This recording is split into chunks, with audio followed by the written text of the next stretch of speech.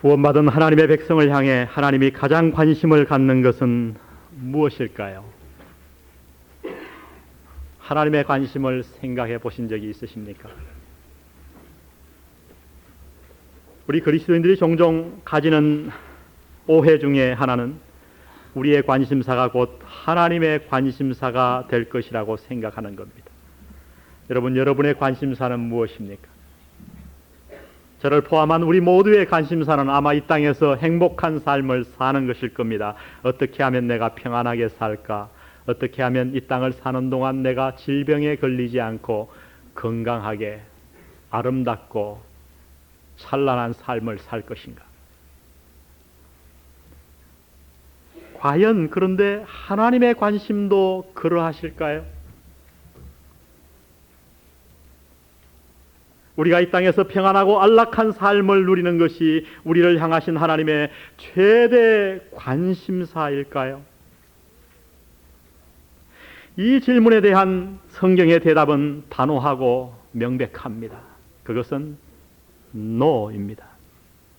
그것이 하나님의 작은 관심사는 될 수 있을지 몰라도 하나님의 최대의 관심사는 절대 아니라고 성경은 말씀하십니다. 그렇다면 성경이 주장하는 우리를 향하신 하나님의 최대의 관심사는 도대체 무엇이란 말입니까? 여러분, 하나님이 당신을 향해 관심을 갖는 부분이 궁금해지지 않으십니까? 오늘 다음의 구절들을 읽으면서 여러분 그 해답을 한번 저에게 얘기해 보시기를 바랍니다. 하나님께서 당신에게 가지시는 최대의 관심사. 무릇 내게 있어 과실을 맺지 아니하는 가지는 아버지께서 이를 제해버리시고 무릇 과실을 맺는 가지는 더 과실을 맺게 하려 하여 이를 깨끗하게 하시느니라. 너희가 과실을 많이 맺으면 내 아버지께서 영광을 받으실 것이요 너희가 내 제자가 되리라. 이미 도끼가 나무 뿌리에 놓였으니 좋은 열매 맺지 아니하는 나무마다 찍어 불에 던지우리라. 그의 열매로 그들을 알지니 가시나무에서 포도를 또는 엉겅퀴에서 무화과를 따겠느냐. 이와 같이 좋은 나무마다 아름다운 열매를 맺고 못된 나무가 나쁜 열매를 맺나니 좋은 나무가 나쁜 열매를 맺을 수 없고 못된 나무가 아름다운 열매를 맺을 수 없느니라. 아름다운 열매를 맺지 아니하는 나무마다 찍혀 불에 던지우리라. 이러므로 그의 열매로 그들을 알리라.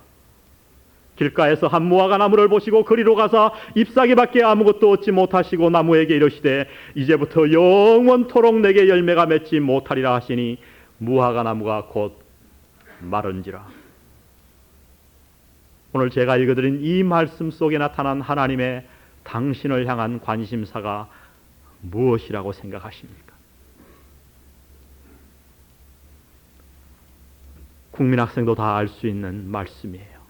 그것은 열매입니다. 열매. 우리의 행복도 아니요, 우리의 무병장수도 아니요, 우리의 이 땅의 물질적인 축복도 아니요, 하나님께서 우리를 향해 최대로 지금도 애쓰시며 관심을 갖는 것은 당신이 하나님의 열매를 맺느냐 아니냐 하는 것입니다. 당신이 열매 맺는 가지인가 아니면 불에 찍혀 던질 말라버린 가지인가? 이것이 하나님의 질문이십니다. 이와 같은 맥락에서 예수님은 우리 그리스도인들이 이 땅에 존재하는 목적을 두 가지 비유로 적절하게 아주 확실하게 설명해 주셨습니다. 우리가 잘 아는 비유예요. 그것은 빛과 소금입니다. 그런데 중요한 것은 이 본문에서 이 빛과 소금이 누구를 위한 빛과 소금이냐 하는 것입니다. 주님은 이렇게 말씀하지 않았어요. 너희는 세상의 빛이라. 너희는 그저 빛이라. 그렇게 말씀하지 않으시고 너희는 세상의 빛이라. 너희는 세상의 소금이라. 세상을 위한. 주님께서 빛이라 말씀하실 때는 그 당시에 이런 정기를 생각할 수가 없었습니다. 그 당시에 빛 그러면 모든 사람들이 생각한 것은 하나의 등불이었어요. 여러분 호롱불을 써보셨나요? 저는 촛불과 호롱불에서 촌놈이기 때문에 공부해 봤어요. 그래서 학교에 가보면 아이들의 특징이 있어요. 촛불과 호롱불에서 공부하다가 조는 아이들 푸직하고 깨보면 여기가 다 탔어요. 아, 공부 열심히 했구나. 등불의 특징이 뭐예요? 자기의 기름을 태워서 환하게 하는 거예요. 외부 세상은. 소금의 특징이 뭐예요? 자기의 몸을 녹여서 맛을 내게 하는 거예요. 이 비유를 통해 예수님께서 저와 여러분에게 무엇을 말씀하기를 원하셨다고 생각하십니까? 그리스도인이란 이 땅에서 자신의 평안과 행복을 위해 존재하는 자가 아니라 오히려 자기를 희생해서라도 이 세상에 무엇인가를 전파해야 할 사명자로 부름받은 자들이라고 하는 것입니다. 그 사명이 무엇일까요? 그것은 열매입니다. 오늘 우리가 알기 쉬운 말로 여기에 표에 쓰인 대로 그것은 새 생명을 예수 그리스도께로 얻는 거예요. 데리고 나오는 거예요. 그래서 주님은 이 땅을 마지막 떠나시기 전에 그러나 내가 너에게 명한다. 오직 성령이 너에게 마시면 너희가 권능을 받고 예루살렘과 온 유대와 사마리아와 땅 끝까지 이르러 내 증인이 되리라. 주님께서는 부활한 이후에 11번을 나타나셨는데 적어도 6번 이상 나타나셔서 꼭 이 대분부를 말씀하셨습니다. 그것이 뭡니까? 너희는 온 천하에 다니며 복음을 전파하라. 가서 제자 삼으라. 내 증인이 되라. 열매를 맺으라. 때를 얻든지 못 얻든지 복음을 전파하라. 사랑하는 성도 여러분, 이것이 하나님이 우리에게 갖는 관심이에요. 하나님은 우리를 보실 때 둘 중에 하나로 보십니다. 줄기에 잘 달라붙어서 풍성한 열매를 맺는 그리스도인, 날이면 날마다 새 영혼을 하나님께로 데려나옵니다. 그런데 신앙생활을 잘하는 것 같은데 영적으로 보니, 하나님의 눈으로 보니 말라 비틀어진 가지가 있어요. 영혼을, 새 생명을 얻지 못하는 사람들입니다. 어떻게 우리가 풍성히 열매 맺는 그리스도인이 될 수 있을까요? 오늘 본문에는 자신들의 행복과 평안을 포기하고 오히려 풍성한 열매를 맺은 그리스도인들 몇 사람을 소개해 주십니다. 그들은 다름 아닌 바울과 실라 일행이었습니다. 오늘 본문에 보니 그들은 수없는 매를 맞았어요. 그것도 억울한 매를 맞았어요. 그리고 손과 발목이 착고에 깊이 채여서 저 깊은 감옥에 갇혀버리고 말았습니다. 세상적인 눈으로 볼 때 여러분, 이 사람보다 더 재수 없는 사람이 있을까요? 억울하게 매 맞고 피 흘리며 기절해서 감옥에 갇힌 사람. 그러나 오늘 본문은 이들을 그렇게 소개하는 것으로 끝을 맺지 않습니다. 우리가 한 가지 이 본문에서 이들의 삶 속에서 주목해야 할 것이 있습니다. 그것은 다름 아닌 이들이 맺은 열매입니다. 이들은 빌립보에 도착해서 최고로 인생 최대의 고난을 당했지만은 그러나 회당 하나 없는 그 이방인의 도시에 아름다운 교회를 세웠다고 본문은 말씀해 줍니다. 사도행전 16장을 기억하십니까? 그는 먼저 강가에 나가 루디아와 몇몇 여자들 그리고 그 집안을 구원합니다. 새 생명을 얻습니다. 그리고 자기를 따라와 귀신 들린 여종에게 귀신을 쫓아내어주며 그에게 예수 그리스도를 증거해서 빌립보 교인을 만듭니다. 그리고 오늘 저와 여러분 읽은 이 본문에서 그는 자기를 그렇게 때렸던 간수와 그 집안을 데리고 주님 앞으로 나와 하나님의 자녀가 되게 합니다. 여러분, 얼마나 놀라운 열매예요. 얼마나 풍성한 열매요, 얼마나 아름다운 열매입니까? 우리가 어떻게 하면 이러한 아름다운 열매를 맺으며 하나님의 마음을 흡족하는 신앙생활을 할 수 있을까? 오늘 본문에 보니 이들이 이렇게 아름다운 열매를 맺은 것은 우연이 아니었다 말씀합니다. 이들의 삶에는 무언가 우리와 다른 특징이 있었다고 성경은 말씀해 주십니다. 열매 맺기 원하시는가요? 이들의 발자취를 우리 따라가십시다. 이들이 지닌 삶의 특성을 우리도 지니며 남은 평생을 살며 주님 앞에 풍성한 열매를 맺어 하나님께 영광 돌리시는 영한 성도들 되시기를 주의 이름으로 축원드립니다. 먼저 우리가 풍성한 열매 맺기 위해서는 살아계신 하나님의 손길을 체험하며 살아야 합니다. 따라해 보십시다. 살아계신 하나님의 손길을 체험하며 살라. 살아계신 하나님의 손길을 체험하며 살아야 합니다. 26절을 보십시오. 이에 홀련히 큰 지진이 나서 옥터가 움직이고 문이 곧 다 열리며 모든 사람의 매인 것이 다 벗어진지라. 지진이란 것, 그건 대단한 일이 아니에요. 특히 캘리포니아에 사는 사람들에게 지진, 옥터가 움직인 정도, 건물도 안 부서진 거, 이 정도는 아무것도 아닙니다. 그것은 기적이 아니에요. 그러나 옥터가 움직인 것, 지적이 난 것은 자연현상이라고 할 수가 있어되, 그 다음 말씀이 중요합니다. 옥문이 활짝 열려버렸어요.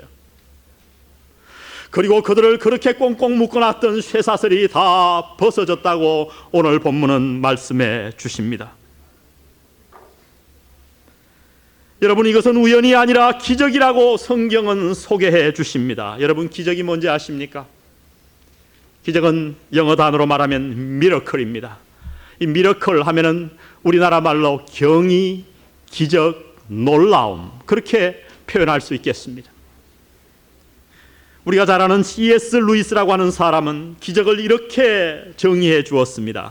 초자연적인 능력이 자연의 질서에 개입하는 사건. 얼마나 명확한 정의인가요?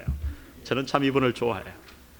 초자연적인 능력이 자연적인 질서에 개입하는 사건, 그것이 기적입니다. 여러분, 그리스도인의 삶이 무엇인지 압니까? 도대체 예수 믿는다고 하는 것의 의미가 무엇인지 여러분은 아시나요? 예수 믿는다는 것은 간단하게 표현하면 기적 속에 사는 삶입니다. 그것은 기적이에요. 오늘 이 C.S. 루이스의 말을 표현해서 빌린다면 그리스도인의 삶이란 자연적인 삶의 연속이 아니라 하나님의 초자연적인 능력이 우리의 삶에 계속해서 개입하는 기적의 삶입니다. 기적의 삶, 그것이 그리스도인의 삶이에요. 하나님은 이것을 가르치시기 위해서 무던히도 애를 쓰셨습니다. 얘들아, 너희는 다른 사람들과는 다른 사람이다. 내가 너희의 아버지요, 내가 너희의 보호자요, 내가 너희를 인도한다. 너희는 이 세상의 다른 자연인들과는 달리 나의 초월적인 능력을 맛보며 살아야 한다. 너희는 기적 속에 살아야 하는 존재들이다. 하나님은 이것을 말씀하시기 위해 얼마나 많이 애를 쓰시고 수많은 사건을 보여주시는지 모릅니다. 여러분 기억하시나요? 이스라엘 백성들에게 이 사실을 가르치시기 위해 하나님은 홍해를 가르셨어요. 어떻게 자연적인 사건으로 홍해가 갈라질 수 있단 말입니까? 그리고 하나님은 그들에게 만나를 먹이십니다. 몇 년 동안요? 40년 동안. 만나의 뜻이 뭔지 아십니까? 하루는 일어나 보니까 그 사막에 나무도 없는데 아무것도 없는데 뭐가 쫙 깔렸어요. 이게 뭔가 하고 탁 먹어봤더니 굉장히 맛이 있어요. 질리지가 않아요. 아침이면 아침마다 사막을 꽉 덮게 몇 센치 두께로 그것이 깔려 있는 거예요. 하루 세 끼 밥 지을 필요도 없어요. 할렐루야. 여자들이 제일 좋아하는데 아침에 나가서 그저 남편이든 아내든 자루에다가 긁어다가 놓으면 세 끼 먹으면 돼요. 너무너무 신기해서 이스라엘 백성들이 히브리 말로 뭐라고 그걸 불렀는지 압니까? 이게 뭐고? 그게 만나 뜻이에요. What is this? 이게 도대체 뭐란 말이냐? 그게 히브리 말로 만나예요. 만나. 이게 뭐냐? 너무너무 놀라웠어. 그리스도인이란 만나의 기적 속에 사는 존재들이란 사실을 가르치시기 위해서 하나님은 만나를 베푸십니다. 반석에서 물을 내시고 낮에는 구름기둥으로 밤에는 불기둥으로 인도하십니다. 예수님도 인간의 몸을 입고 이 땅에 오셔서 그 당시 도저히 고칠 수 없는 안전뱅이를 고치시고 소경을 눈뜨게 하시고 문둥병자를 고치십니다. 풍랑을 잔잔케 하시고 물 위로 걸어가시고 보리떡 5개와 물고기 2마리로 2만 명 이상을 먹이셨습니다. 남자만 5천 명이에요. 2만 명을 넘게 먹이셨어요. 왜요? 그리스도인의 삶이 무엇인가를 가르치시기 위해서. 얘들아, 그리스도인의 삶은 무미건조한 사막을 걷는 자연적인 삶이 아니란다. 예수 그리스도를 믿고 나서는 다른 것이 있어야 돼. 그것이 뭔지 아니? 너는 오늘부터 내 손길을 좀 경험해야 되겠다. 사랑하는 성도 여러분, 당신은 하나님의 손길을 경험하고 사십니까? 오늘날 수많은 그리스도인들이 기적을 모르고 살아갑니다. 하나님의 공급이 무엇인지도 모릅니다. 하나님의 인도가 무엇인지도 모릅니다. 하나님의 보호하심을 받아본 적이 없습니다. 그리고 하나님의 세미한 음성을 한 번도 들어본 적이 없습니다. 참으로 불쌍한 자들이에요. 이러한 자들에게 열매가 없는 것은 어쩌면 너무나도 당연한 것인지도 모르겠습니다. 그러나 여러분, 이것은 그리스도인의 삶의 모습이 아닙니다. 그리스도인의 삶이란 하나님의 능력과 손길을 매일매일 체험하며 사는 것인 줄 믿습니다.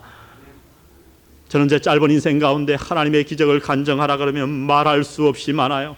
간증집을 내도 수없이 많아요. 깨닫고 보면 모두가 하나님의 기적 속에 저를 인도하셨어요.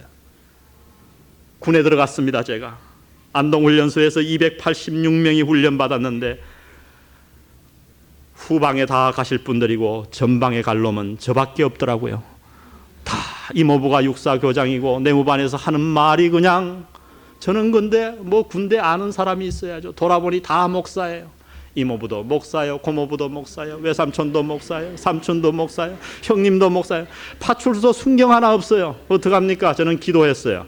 근데 286명 가운데 다 전방 백산 보러 가고 8명만 부산 내려왔어요. 누가 여기 포함됐겠습니까? 접니다. 제가 1년 있다가 성안으로 전출을 갔어요. 다들 전출 가기 싫어하는데 하루는 전출 가래요. 갔습니다. 가서 열심히 일을 하는데 하루는 부대장이 달려나왔어요. 집차를 딱 몰고 앞에 나와서 일병 박정근 있냐는 거예요. 제가 총알같이 튀어나가서 신고를 했습니다. 부대장이 타라는 거예요. 그리고 하는 말이, 내가 소문에 듣자 하니 네가 피아노를 좀 볼 줄 안다는데 피아노 볼 줄 아나? 군대에서는 무조건 한다 그래야 돼요.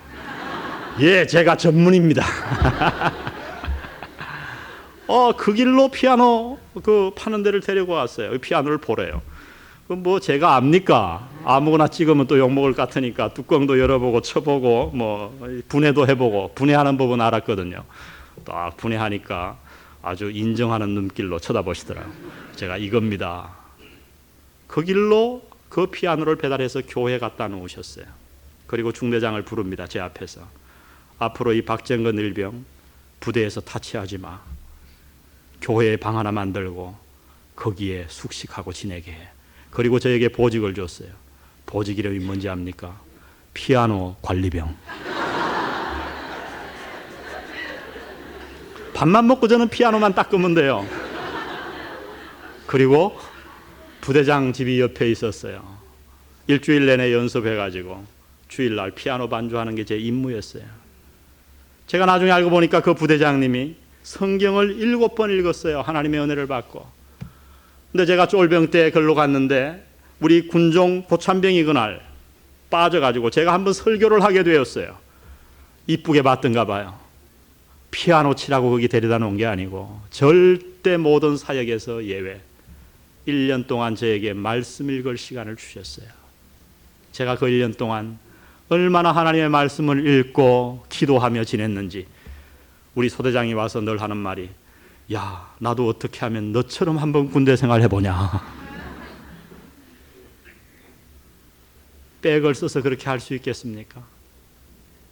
제가 그 일을 상상이나 했겠습니까? 저는 이러한 수많은 기적이 있습니다. 하나님의 손길을 얘기하라 그러면 밤이 새도 다 얘기하지 못할 만한 하나님의 손길을 저는 체험하며 살았습니다. 사랑하는 성도 여러분, 이것이 그리스도인의 삶이에요. 살아있는 가지는 늘 나무줄기의 진액과 힘을 체험하며 사는 법입니다. 그게 당연한 거예요. 무미건조한 삶이 아니에요. 줄기가 주는 물을 먹고 줄기가 주는 양분을 자동으로 받아서 그 줄기에 붙어 있기만 하면 가지에 힘이 솟습니다. 그리고 거기에는 아름다운 열매가 맺힐 것이라고 주님 말씀하십니다. 마찬가지입니다. 우리가 어떻게 열매 맺을 수 있을까요? 하나님의 손길을 매일매일 체험해야 합니다. 하나님과 교제해야 합니다. 하나님의 인도하심을 느끼며 살아가야 합니다. 오늘 26절을 보십시오. 기적이 어떻게 일어났나요? 저절로 일어난 것이 아니라고 얘기합니다. 26절은 짧은 단어 이렇게 시작합니다. 이에 어떻게 하여 옥문이 열렸습니까? 지난주에 우리가 살펴보았습니다. 그 억울한 삶의 현장, 모든 고통이 엄습해오는 그 감옥 밑바닥에서 그들은 기도하며 찬양했습니다. 왜요? 하나님이 내 인생을 책임질 것이니까, 하나님이 기적적으로 나를 돌보실 것이니까 하나님께 모든 것을 맡겼습니다. 그리고 찬양하고 그리고 기도했더니 옥터가 움직이는 지진이 온과 동시에 모든 감옥문이 열리고 그들의 착고가 풀어졌다 말씀하십니다. 우리는 감옥에 갇히지 않았습니다. 그러나 뉘라서 감옥에 갇힌 것과 같은 고통이 없는 자가 있을까요? 누구라서 문제가 없겠습니까? 누구라서 좌절해 보지 않았겠습니까? 사랑하는 성도 여러분, 그러나 오늘 이 말씀이 여러분에게 축복이 되시기를 바랍니다. 여러분의 모든 문제와 어려운 인생의 고비마다 하나님의 기적을 맛보시며 살아가는 사랑하는 하나님의 자녀 되시기를 주의 이름으로 축원드립니다. 우리는 기적을 맛보아야 할 자들입니다. 살아계신 하나님을 알아야 할 자들입니다. 하나님의 능력이 무엇인지, 하나님의 인도가 무엇인지, 하나님의 위로가 무엇인지를 밝히 알고 이 땅을 살아가야 할 자들입니다. 우리가 어떻게 이 땅에서 새 생명을 하나님 앞으로 인도하는 열매 맺는 가지가 될 수 있는가? 성경은 말씀합니다. 먼저 하나님의 살아계신 하나님의 손길을 매일매일 체험하며 살아야 된다고요. 두 번째, 이들의 삶의 특징을 성경은 이렇게 소개해 주십니다. 이들은 하늘의 가치관을 가지고 살았습니다. 우리 역시 열매 맺기 위해 하늘의 가치관을 가지고 살아야 될 줄 믿습니다. 우리 한번 따라해 보십시다. 하늘의 가치관을 가지고 살자. 하늘의 가치관. 27절 보십시오. 간수가 자다가 깨어 옥문들이 열린 것을 보고 죄수들이 도망한 줄 생각하고 금을 빼어 자결하려 하거늘. 왜 자결하려 했어요? 옥문이 열려 있어요. 뭐가 드르륵 떨려갖고 깜짝 놀라갖고 일어나가지고 혹시나 하고 지하 감옥으로 들어가 보니까 옥문이 활짝 열려 있어요. 그는 감옥 안을 쳐다볼 필요도 없었습니다. 옥문이 열려 있다는 것 하나만으로도 죄수가 도망간 것은 너무나 명백한 사실이었기에 그는 칼을 꺼내 자기의 목을 찔러 자살하려고 합니다. 여러분, 이것이 일반인들의 상식이에요. 저 같았어도 그랬을 것 같아요. 죽도록 얻어맞았어요. 내일 아침 또 끌려나가 또 고문당할지 몰라요. 사형당할지 몰라요. 근데 우르르 하더니 옥문이 탁 열렸어요. 그럼 저 같으면 어떡하겠습니까? 고무신이 타는 냄새가 나도록 도망갔을 거예요. 간수도 너무 그건 당연한 사실이었으니까 자결하려고 했어요. 죄수를 놓치면 자기가 죽어야 되거든요. 고문당해야 되거든요. 그 애써 고문하는 사람이었기 때문에 고문의 고통을 알았을 거예요. 그런 고문 없이 차라리 마지막엔 죽을 뻔데 이왕 죽을 거 고통 없이 죽자. 근데 감옥에서 소리가 터져 나왔습니다. 우리가 여기 있노라. 사랑하는 성도 여러분, 이것이 대부분 사람들의 삶입니다. 자연인들은 위기만 벗어나면 됩니다. 문제만 해결되면 됩니다. 병만 나으면 되고 사업만 다시 일어서면 됩니다. 그런데 문제가 뭔지 아세요? 그것보다 더 가치 있고 보람 있는 일을 결코 보지 못하고 이 땅을 떠난다는 거예요. 참으로 심각한 문제는 이것이 대부분 그리스도인의 삶에서도 마찬가지로 나타나고 있다고 하는 사실입니다. 위기가 오고 문제가 닥칠 때 그들은 기도합니다. 그래서 하나님께서 놀라운 기적으로 그 일을 해결해 주십니다. 그런데 문제는 뭐예요? 그것으로 끝이에요. 문제가 해결되면 끝입니다. 병이 나으면 끝입니다. 그러나 바울과 실라는 그렇지 않았다고 본문은 소개해 주십니다. 이들에게는 옥문이 열리는 것보다 더 큰 일이 있었습니다. 이들에게는 감옥에서 출감하는 것보다 더 소중하고 고귀한 일이 존재했습니다. 그래서 그들은 그 감옥을 떠나지 않고 앉아 있었어요. 간수가 자기를 아래 했을 때에 내 몸을 상하지 마시오, 우리가 여기 있노라. 여러분, 그 고귀한 일이 뭔지 아십니까? 그것은 다름 아닌 그 영혼을 하나님 앞에 인도하고자 하는, 하나님 앞에 열매 맺는 삶을 살고자 하는 거룩한 열망인 줄 믿습니다. 여러분, 사도 바울의 사도행전 20장에 가보십시오. 수많은 사람들이 사도 바울이 로마로 가는 것을 말렸습니다. 바울이여, 내가 기도해 보니까 당신이 로마에 가면 고통이 많을 것 같소. 한 예언의 은사를 받은 선지자는 자기의 손목을 밧줄로 묶고 바울 앞에 나타나서 이렇게 보여줍니다. 상징으로, 당신이 로마에 가면 이렇게 붙잡힐 것이요. 그 모든 말을 다 들은 사도 바울이 뭐라고 얘기합니까? 환난과 결박이 나를 기다린다 하시나 주 예수께 받은 사명 은혜의 복음을 증거하는 일을 마치려 하면은 나의 생명을 조금도 귀한 것으로 여기지 아니하노라.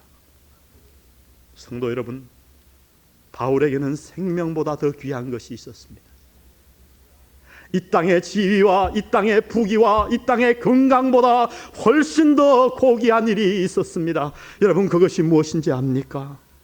하나님 앞에 열매 맺는 것이었어요.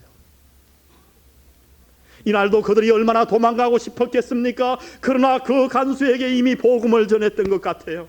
그 간수의 마음이 약간 움직임을 본 것 같아요. 오늘 본문을 잘 읽어보세요. 저는 그런 뉘앙스를 피할 수 없었어요. 간수가 뛰어와서 선생들아, 우리가 어떻게 해야 구원을 얻으리까? 이 말은 뭐예요? 구원에 대해서 이미 사도 바울에게 배운 거예요.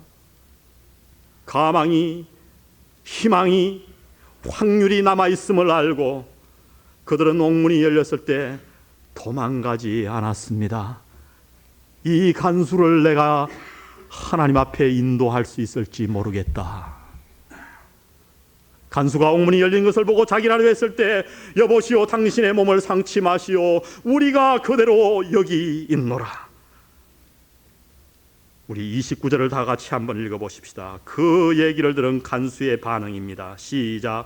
간수가 등불을 달라고 하며 뛰어들어가 무서워 떨며 바울과 실라 앞에 부복하고, 무서워 떨며 바울과 실라 앞에 부복하고. 누구가요? 어제까지 그를 채찍으로 쳤던 간수가요. 그 혹독한 훈련을 견뎌낸 로마의 특공대가요. 이 죄수 앞에, 감방문 앞에 무릎을 꿇습니다. 사랑하는 성도 여러분, 세상 사람들이 언제 그들의 마음에 무릎을 꿇는지 아십니까? 많은 돈, 높은 지위, 수많은 권력, 그 앞에 꿇을까요? 예, 꿇습니다. 세상 사람들은 그 앞에 꿇어요. 사람들은 언제나 자기보다 더 많이 가진 사람 앞에 고개를 숙입니다. 그러나 여러분, 마음도 숙일까요, 그들이? 아니요. 오히려 그들은 욕합니다. 공평하게 가져야 되는데 네가 내 돈을 다 뺏어가서 내가 굶어.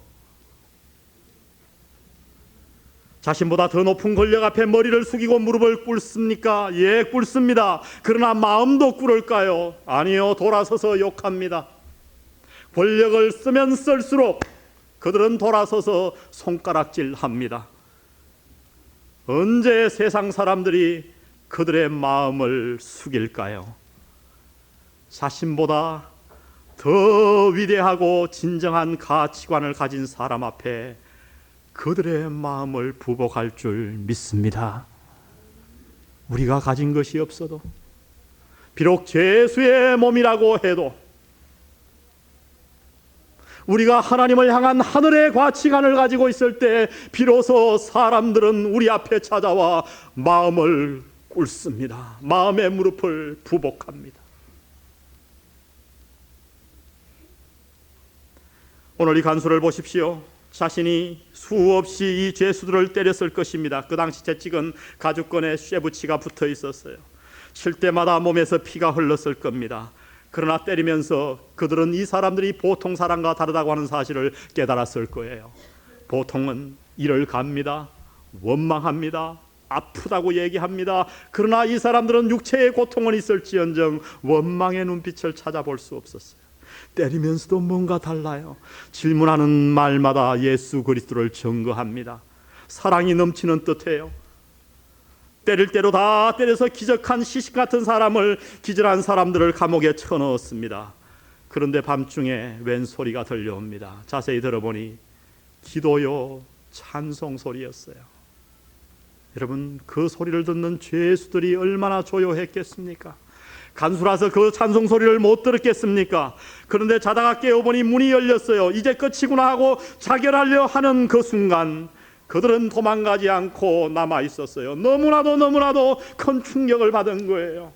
수많은 사람의 목을 친 사람이었습니다. 사형 집행을 해보았습니다. 그러나 이러한 경우를 만나보지 못했어요. 그는 로마의 군인의 신분도 잊어버린 채 이 죄수들 앞에 무릎을 꿇고 이렇게 외칩니다. 선생들아, 우리가 어떻게 하여야 구원을 얻으리까?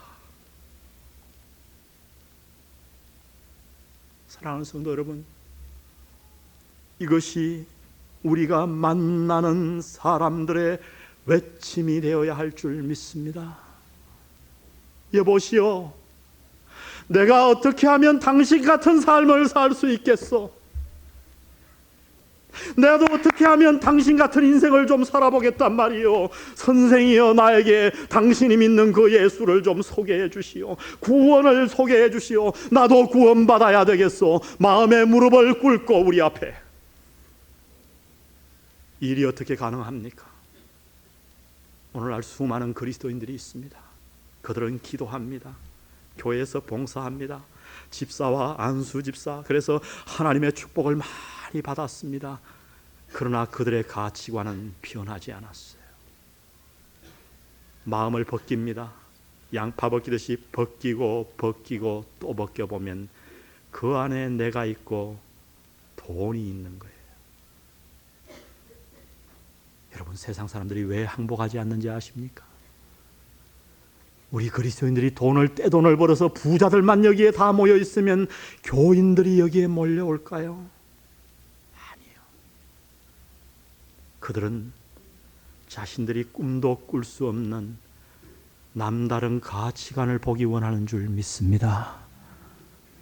구원받았습니까? 하늘나라에 갈 확신이 있으십니까? 여러분, 이 땅에 살면 몇 년이나 살겠다고 그 돈 짊어지고 갈 겁니까? 왜 그렇게 돈 때문에 고민하고 돈 때문에 웃고 웁니까? 먹고 입고 쓰고 있는 것 족한 줄로 여기시기 바랍니다. 무언가 다른 가치관을 가지십시오. 여러분이 이 가치관을 바꾸지 않는 한 여러분은 한 영혼도 주님 앞에 인도할 수 없습니다. 여러분은 열매 맺는 가지가 될 수 없습니다. 어떻게 새 생명을 하나님 앞에 인도하는 풍성한 열매 맺는 가지가 될까? 하나님의 손길을 날마다 체험하며 살아야 합니다. 그리고 하늘의 가치관을 가지고 살아야 합니다.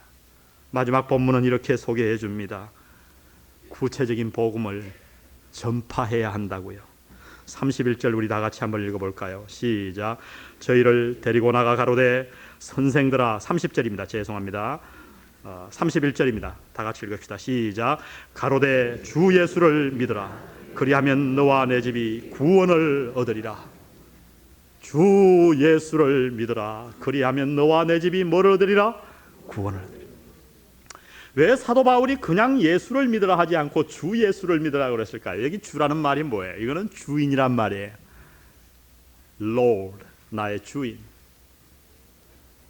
여러분, 우리는 모두가 다 내 인생의 주인이 누굽니까? 납니다. 내 욕심이요, 물질이요, 명예요.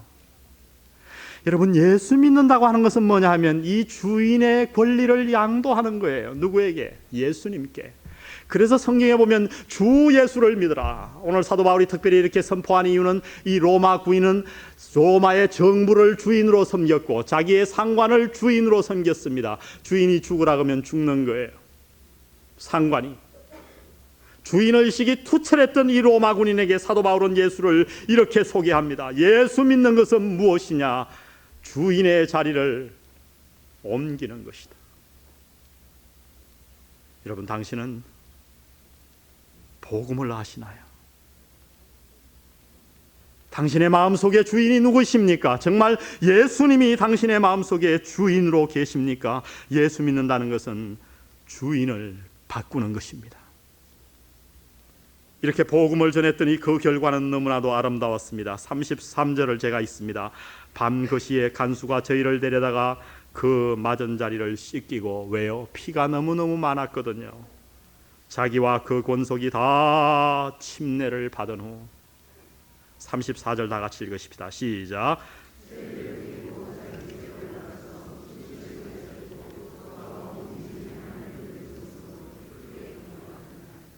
할렐루야. 아멘.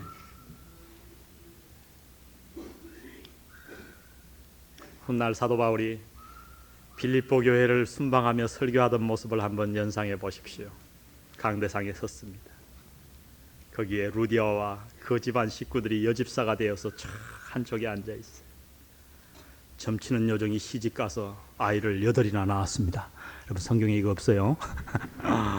그래갖고 시집장가 보내가지고 막 줄줄이 손자까지 쫙. 그 점치는 요정이 얼마나 예수님을 철저히 믿었겠어요. 그런데 그분들도 귀하지만 그 한쪽에 간수가 앉아 있었습니다. 자기의 몸을 채찍으로 치던 그 간수, 그와 그 온 집안이 예수 그리스도를 믿고 찬양하라 내 영혼아, 찬양을 부르며 예배를 드리는 그 모습. 여러분, 이것이 교회입니다. 교회란 어떤 곳인지 아세요? 내 돈을 떼먹고 달아나가서 도저히 용서할 수 없는 사람이 이곳에 나와 앉아 하나님을 찬양해야 하는 것이 교회인 줄 믿습니다. 어머님이 돌아가시며 아버님이 돌아가시며 저 집안 가는 상종도 하지 말아라 하는 그 상종 못할 위인들이 이 자리에 나와 하나님을 영접하는 곳, 그것이 그리스도인의 삶이에요. 나를 때렸던 사람도, 그렇게 천한 계집 여정도, 귀신 들렸던 사람도, 여자도 남자도 모두가 우리의 열매의 대상이 되어야 합니다. 사랑하는 영안 성도 여러분, 당신은 어떻습니까? 당신은 어떤 가지입니까? 열매 맺는 가지입니까? 지난 세월 동안 얼마만한 열매를 맺으셨습니까? 아니면 혹시 줄기에 붙어있긴 붙어있는데 바싹 말라 입 하나 태어나지 못하고, 혹시 예수님께서 와서 입만 무성해서 겉만 무성하고 폼만 잡아 저주할 그러한 가지는 아니십니까? 오늘 이 말씀이 우리에게 축복이 되시기를 바랍니다. 하나님이 우리를 새롭게 하시기 위해서 대각성전도 2000을 우리 교회에 허락하셨습니다. 여러분, 돌아오시다가 천막을 보셨죠? 거기는 엿장사하는 곳이 아닙니다. 여러분이 등록 카드를 제출하는 곳이에요. 한 명이라도 되면 먼저 제출해 주세요. 그래야 우리 중보기도 회원들이 그 명단을 붙들고 지금부터 3개월간 기도에 들어갑니다. 우선 한 명 내주시고, 그 다음 또 한 명 생기면 또 한 명 내주시고, 있는 대로 매주 등록처를 밖에 세울 겁니다. 오가면서 여러분의 태신자를, 마음에 푸른 신자들을 등록시켜 주시기를 바랍니다. 오늘 이 대각성전도 2000을 통해 수많은 영혼들이 우리에게 돌아와 우리 모두 하나님 앞에 열매 맺는, 칭찬받는 아름다운 가지 되시기를 주의 이름으로 축원드립니다. 아멘. 우리 오늘 말씀 생각하시면서 너무나도 귀한 찬송 202장 찬송을 주님 앞에 드리시겠습니다. 죄에서 자유를 얻게 하면.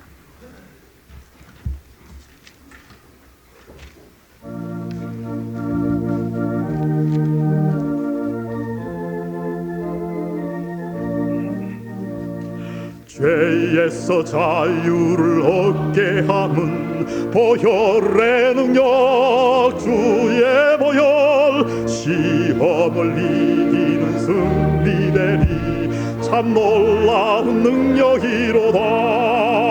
주의 보혈 능력 그도다 주의 피 믿어 주의 보혈 그 어린 양의 매우 귀중한 피로다 육체의 정욕을 이길 힘은 보혈의 능력 주의 보혈 정결한 마음을 얻게 하리 참 놀라운 능력이로다 아멘 주의 보혈 능력 그도다 믿어 주의 보혈 그 어린 양의 매우 귀중한 피로다 박수치면서 눈보다 더위에 밝히는 것 보혈의 능력 주의 보혈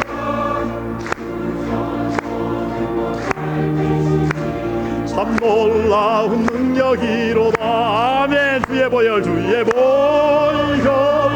능력 그도다 주의 피 믿어 주의 보혈 그 어린 양의 매우 귀중한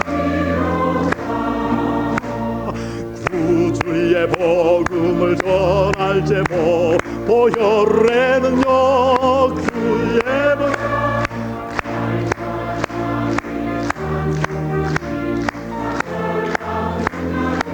아멘 주의 보혈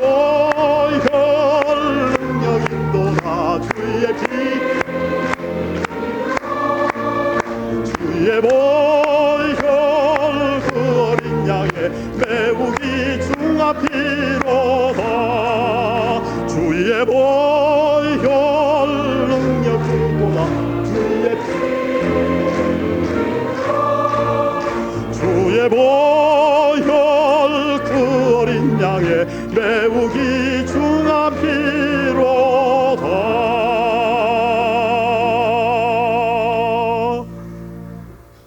아버지 하나님 보혈의 능력을 믿습니다. 우리가 이 엄청난 하나님의 자녀가 되었고 상상도 할 수 없는 영원한 생명과 천국을 내 본향으로 삼았습니다. 주여 이제 하나님이 우리의 인생을 보시며 우리에게 부탁하신 이 대사명 새 생명을 당신 앞에 데려나오는 일에 우리의 남은 생을 바치게 하옵소서. 수많은 영혼들이 지금도 죽어가고 있는 이때 주여 우리를 사용하시옵소서. 내 가족 가운데 죽은 영혼들을 나를 보내셔서 구원케 하시고 주여 이 부족한 입술을 열어 하나님의 복음을 그들에게 전파할 수 있도록 주여 축복하여 주옵소서. 오늘 당신 앞에 한 영혼이라도 인도해내기 위해서 우리의 가진 물질을 바쳤습니다. 주님 이 물질이 쓰이는 곳마다 구원받는 역사가 일어날 수 있도록 축복하여 주옵소서. 예수님의 귀하신 이름으로 기도드렸습니다. 아멘.